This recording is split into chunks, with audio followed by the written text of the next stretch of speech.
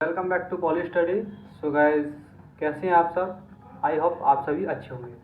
So guys, ये chapter है आपका संरचना एवं टूल। ठीक है, तो इसके एमसीक्यू मैंने आज बना लिए हैं। ओके, और यहाँ पर आपके एमसीक्यू हैं। देखो, जो मैंने बनाए हैं 29, और यहाँ पर 39 क्वेश्चंस के करीब आपके एमसीक्यू बैठ जाएंगे यहाँ पर। और आप इनकी प्रैक्टिस अच्छे से करते हो तो यहाँ पर मैं समझता हूँ कि आपके इस चैप्टर से यदि आपके 7 से 8 के बीच में एमसीक्यू बनते हैं तो आपके लगभग आप यदि इनकी तैयारी ही कर लेते हैं तो आप 3 से 4 के बीच सही कराओगे और अच्छे से पढ़ोगे किताब को भी, किताब की थ्योरी को। और मैंने देखो इस चैप्टर की जो आपके संरचना एवं टूल ये वाला चैप्टर आपको टेलीग्राम पर मैंने थ्योरी का पीडीएफ शेयर कर दिया था। यदि किसी स्टूडेंट ने मिस किया है, वहाँ पर नहीं पढ़ा है, तो आपको ये कम समझ में आएगा। ठीक है, यदि आप पढ़कर आए हैं तो आपको ये एमसीक्यू अच्छे से समझ में आ जाएंगे। पहला एमसीक्यू आपके सामने है, निम्न में से मशीन टूल नहीं है। तो आपके ऑप्शन 4 हैं, lathe machine, shaper machine, milling machine और इनमें से कोई नहीं। आपका पहले एमसीक्यू का आंसर सही होगा फर्स्ट का डी, मतलब इनमें से कोई नहीं। ठीक है, इसमें से मशीन टूल कोई सा नहीं है। ठीक है, तो यहाँ पर क्योंकि ये जो शेपर मशीन है ये मशीन टूल होता है, लेथ मशीन भी शेपर टूल मतलब मशीन टूल भी हम इसको बोलते हैं एक तरीके से। मिलिंग मशीन को भी हम एक तरीके से मशीन टूल बोलते हैं, और मशीन टूल ये सभी हैं तीनों।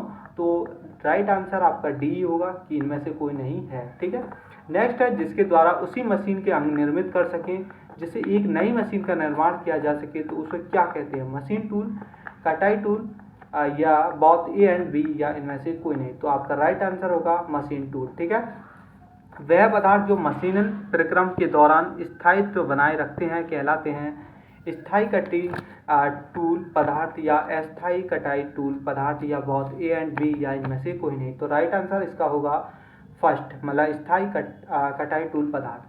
नेक्स्ट ऑप्शन है आपका, मतलब एमसीक्यू है आपका, वह पदार्थ जो कटाई प्रक्रम के दौरान अपना स्थायित्व बनाए रखते हैं कहलाते हैं।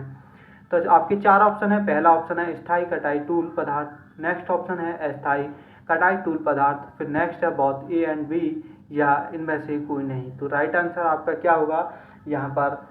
अस्थायी कटाई टूल पदार्थ। ठीक है, option number B right answer. स्थायी कटाई टूल पदार्थ का निम्न में से उदाहरण नहीं है एचएसएस, कोबाल्ट, सिरेमिक्स, या सैरमिट, या डायमंड। तो यहाँ पर आपका राइट आंसर होगा एचएसएस कोबाल्ट। ठीक है, क्योंकि ये बाकी के जो बचे हुए हैं सिरेमिक्स और सैरमिट या डायमंड, ये स्थायी टूल पदार्थ के ही उदाहरण हैं। ठीक है, निम्न में से अस्थायी कटाई टूल पदार्थ का निम्न में से उदाहरण नहीं है, मतलब ढलवा कोबाल्ट मिश्र धातु, या कार्बन टूल स्टील, या एचएसएस मतलब हाई स्पीड टूल मतलब स्टील, सॉरी, एचएस कोबाल्ट। ठीक है, एचएसएस कोबाल्ट। तो राइट आंसर क्या होगा इसका? मतलब ढलवा कोबाल्ट मिश्र धातु। ठीक है, राइट आंसर होगा, क्योंकि जो ढलवा कोबाल्ट मिश्र धातु होता है वो आपका स्थायी कटाई टूल पदार्थ के अंतर्गत आ जाता है। ठीक है, नेक्स्ट एमसीक्यू है, निम्नलिखित में से डायमंड पदार्थ का गुण नहीं है, स्थायी होता है ये, या अपेक्षाकृत अधिक महंगा होता है, प्रकृति में सबसे कठोर, या तीव्र कटाई छोर संभव नहीं है। तो राइट आंसर आपका होगा इसके द्वारा जो तीव्र कटाई छोर संभव नहीं होता है। ठीक है, तो नेक्स्ट ऑप्शन है आपका, निम्न में से एकल बिंदु कटाई टूल का उदाहरण है, मतलब लेथ टूल, अपकर्षक पहिया, ड्रिल, या मिलिंग कटर। तो राइट आंसर आपका होगा मतलब लेथ टूल इसका एक उदाहरण है। ठीक है, नेक्स्ट है, निम्न में से बहु स्पिंडल कटाई टूल का उदाहरण है lathe tool, planer tool, broaching tool, या कोई नहीं। ठीक है, तो यहाँ पर आपका जो बहु बिंदु कटाई टूल का जो उदाहरण है वो आपका होगा ब्रोचिंग टूल। ठीक है, तो यहाँ पर नेक्स्ट है, किस कटाई टूल में केवल एक ही कटाई छोर होता है? एकल बिंदु कटाई टूल, या बहु बिंदु कटाई टूल, या बोथ ए एंड बी, या इनमें से कोई नहीं। तो राइट आंसर होगा 10 का ए, मतलब एकल बिंदु कटाई टूल। नेक्स्ट है आपका, कटाई टूल की मुख्य बॉडी को क्या कहा जाता है? शैंक कहते हैं, फ्लैंक कहते हैं, एड़ी कहते हैं, मतलब जैसे इंग्लिश में बोलते हैं एज। ठीक है, नेक्स्ट है कोई नहीं। तो राइट आंसर आपका होगा यहाँ पर मतलब शैंक कहते हैं उसे। ठीक है, तो ए ऑप्शन सही होगा। वह बिंदु जो पार्श्व कर्तन कोण तथा अंतःकर्तन कोण के मध्य होता है उसे क्या कहते हैं? 12 का ए, मतलब राइट आंसर होगा 12 का बी, मतलब नासिका हम बोलते हैं उसे, मतलब नोज बोलते हैं। नेक्स्ट ऑप्शन है, सॉरी नेक्स्ट क्वेश्चन, औजार के कटाई फलक तथा काराखंड के आधार के समानांतर एक तल के मध्य बनने वाले कोण को क्या कहते हैं? Rack angle, cutting angle, clearance angle और या इनमें से कोई नहीं। तो राइट आंसर होगा रैक एंगल, ठीक है, उसको हम रैक एंगल बोलते हैं। नेक्स्ट MCQ है, ऋणात्मक अवनमन कोण की गुण नहीं है। तापमान में वृद्धि करता है, कटाई बल में वृद्धि करता है, सतह परिष्करण में सहायता करता है या कोई भी नहीं। तो राइट आंसर आपका होगा डी, इसमें से कोई भी नहीं। धनात्मक अवनमन कोण के गुण हैं, पहला ऑप्शन है चिप्स कोण निर्माण को कम करता है, टूल का सामर्थ्य अवनमन कोण पर निर्भर करता है। तो यहाँ पर नेक्स्ट ऑप्शन और देख लेते हैं इसके। ओके, नेक्स्ट ऑप्शन है यह गठित कोण निर्माण को रोकता है या कटाई बल में वृद्धि करता है। तो इसका राइट आंसर क्या होगा? यहाँ पर राइट आंसर होगा ऑप्शन नंबर सी, यह गठित कोण निर्माण को रोकता है। कटाई यहाँ पर नेक्स्ट है, निम्न में से रेखीय गति कटाई टूल का उदाहरण नहीं है। Lathe, broaching, boring, milling cutter. तो राइट आंसर होगा यहाँ पर मिलिंग कटिंग, ठीक है। नेक्स्ट है, सॉरी मीटिंग जो मिलिंग कटिंग बोला है मैंने गलत बोला है, मिलिंग कटर होता है वो, मतलब टूल ही है ये मिलिंग कटर। निम्न है, निम्न में से घुमाव गति कटाई टूल का उदाहरण है, पहला है मिलिंग कटर, नेक्स्ट है अपघर्षक पहिया, नेक्स्ट है बोथ ए एंड बी या कोई नहीं। तो राइट आंसर होगा यहाँ पर बोथ ए एंड बी, ठीक है। नेक्स्ट है, एक प्री सेटिंग डिवाइस धारक पर टूल टिप की अक्षीय और रेडियल स्थिति को प्रीसेट करने के लिए उपयोग करते हैं। Preset tool, qualified tool, semi qualified tool या उपयुक्त सभी। तो यहाँ पर राइट आंसर होगा यहाँ पर पहला, प्रीसेट टूल हम उसको बोलते हैं। वर्क होल्डिंग डिवाइस की निम्न में से विशेषता नहीं है, यथार्थ कम होती है, मतलब उसकी अति यथार्थता कम होती है, संरचना सरल होनी चाहिए, या एक सेटिंग में कई प्रकार की संक्रिया करने में सक्षम होना चाहिए, या मितव्यय होता है। तो यहाँ पर मैं आपको बात करूँ, यहाँ पर राइट आंसर होगा यथार्थता कम होती है। तो यहाँ पर जो वर्क होल्डिंग डिवाइस होता है उसकी यथार्थता अधिक होनी चाहिए, ठीक है, और संरचना भी सरल होनी चाहिए, या वो क्या काम करता है कि एक ही सेटिंग में कई प्रकार की संक्रियाएं मतलब ऑपरेशन करने में सक्षम भी होता है वर्क होल्डिंग डिवाइस, जो कि CNC मशीन में लगा होता है।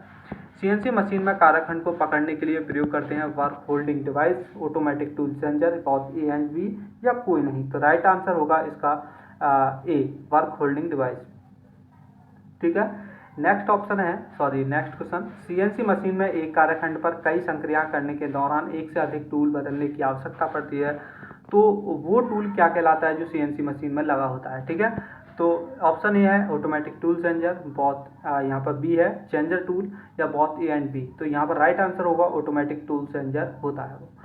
नेक्स्ट है, ऑटोमेटिक टूल चेंजर के लाभ निम्न में से नहीं है। रखरखाव सरल होता है, ऑपरेटर सुरक्षित रहता है, प्रक्रम नम्यता में कमी या प्रक्रम नम्यता में वृद्धि। तो यहाँ पर राइट आंसर आपका कौन सा होगा? ऑप्शन नंबर सी, जो आपका प्रक्रम जो फ्लेक्सिबिलिटी है उसमें कमी आ जाती है, ये इसका एक उदाहरण नहीं है, ठीक है। नेक्स्ट है,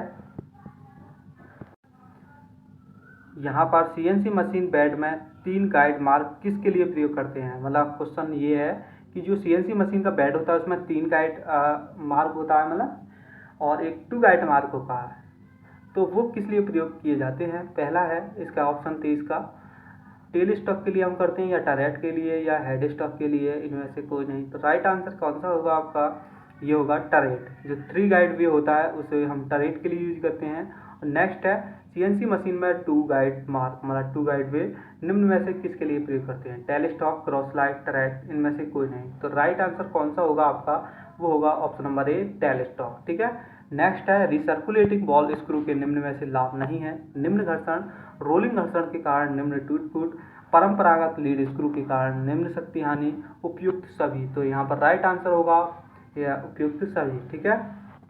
नेक्स्ट है, परंपरागत लीड स्क्रू में घर्षण हानि तथा शक्ति पारेषण, ठीक है, में हानि को कम करने के लिए प्रयोग करते हैं रिसर्कुलेटिंग बॉल स्क्रू या ड्राइव मोटर, उनमें। नेक्स्ट है उपयुक्त सभी।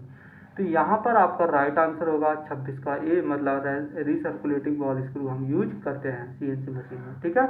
नेक्स्ट है, CNC मशीन में संक्रिया के दौरान टूल को ठंडा करने के लिए प्रयोग करते हैं कूलेंट, तेल, पानी, कोई भी नहीं। तो यहाँ पर हम जो टूल को ठंडा करते हैं, ठीक है, तो कूलेंट का ही हम ज़्यादातर यूज करते हैं, ठीक। तो नेक्स्ट ऑप्शन है आपका, sorry next question, CNC machine में चिप्स हटाने के लिए प्रयोग करते हैं शाफ्ट रिमूवल या चिप रिमूवल, और या बोथ ए एंड बी या कोई नहीं। तो आपका आंसर होगा 28 का ए, मतलब शाफ्ट रिमूवल, ठीक है। नेक्स्ट क्वेश्चन है, निम्न में से कटिंग टूल के मुख्य अवयव हैं? शैंक, फ्लैंक, एडी, उपयुक्त सभी। तो यहाँ पर राइट आंसर होगा यहाँ पर उपयुक्त सभी। ठीक है। नेक्स्ट क्वेश्चन है आपके सामने, एमआरओ मशीन में कौन सा पदार्थ प्रयोग किया जाता है? HSS, कोबाल्ट, सिरेमिक्स या कोई नहीं। तो राइट आंसर आपका होगा HSS, हम उसमें प्रयोग करते हैं। मिलिंग कटर के लिए प्रयोग किया जाता है SSS कोबाल्ट या HSS खाली, ठीक है, सिरेमिक्स या सीमेंटेड कार्बाइड। तो यहाँ पर राइट आंसर आपका होगा HSS कोबाल्ट। ठीक है। नेक्स्ट है, सीमेंट कार्बाइड प्रकृति में होता है स्थायी अस्थायी दोनों, इनमें से कोई नहीं। तो यहाँ पर राइट आंसर क्या होगा? स्थायी। ठीक है। नेक्स्ट है, पार्श्व कर्तन कोण तथा अंत्य कोण मध्य भाग को कहते हैं फ्लैंक, पृष्ठ। तो राइट आंसर आपका होगा यहाँ पर नासिका। ठीक है। तो नेक्स्ट क्वेश्चन है, यदि अवयव कोण का मापन टूल शैंक के लंबवत हो तो उसे कहते हैं? तो यहाँ पर आपका राइट आंसर होगा P, पार्श्व अवनमन कोण। नेक्स्ट है, औष्ठ कोण का मान होता है, तो राइट आंसर आपका होगा 60 से 90 के बीच। नेक्स्ट क्वेश्चन है, औजार की क्षैतिज अवस्था में उसके सामने तथा अथवा दोनों ओर के उन पृष्ठ के बीच के कोण को क्या कहते हैं? तो यहाँ पर राइट आंसर होगा अवकाश कोण। ठीक है, उसको हम अवकाश कोण बोलते हैं। सो गाइस, यहाँ पर नेक्स्ट है, योग्य टूल स्थित होता है, तो राइट आंसर होगा यहाँ पर निर्दिष्ट डेंटम के सापेक्ष निकट सीमा में। ठीक है। नेक्स्ट क्वेश्चन है, CNC मशीन बेड में कितने मार्ग होते हैं? तो मैंने बताया 3 और 2, तो यहाँ पर क्या होगा? Right answer 5। ठीक है। तो नेक्स्ट है, भारी मशीनन संक्रियाओं में ऊष्मा के तीव्र निष्कासन के लिए निम्न में मिलाया जाता है। तो यहाँ पर राइट ऑप्शन होगा आपका फास्फोरस, सल्फर, क्लोरीन, मतलब डी सभी। सो गाइस, आज के लिए इतना ही काफ़ी। ये आपका चैप्टर पूरी तरीके से मेरी तरफ से समाप्त हो चुका है।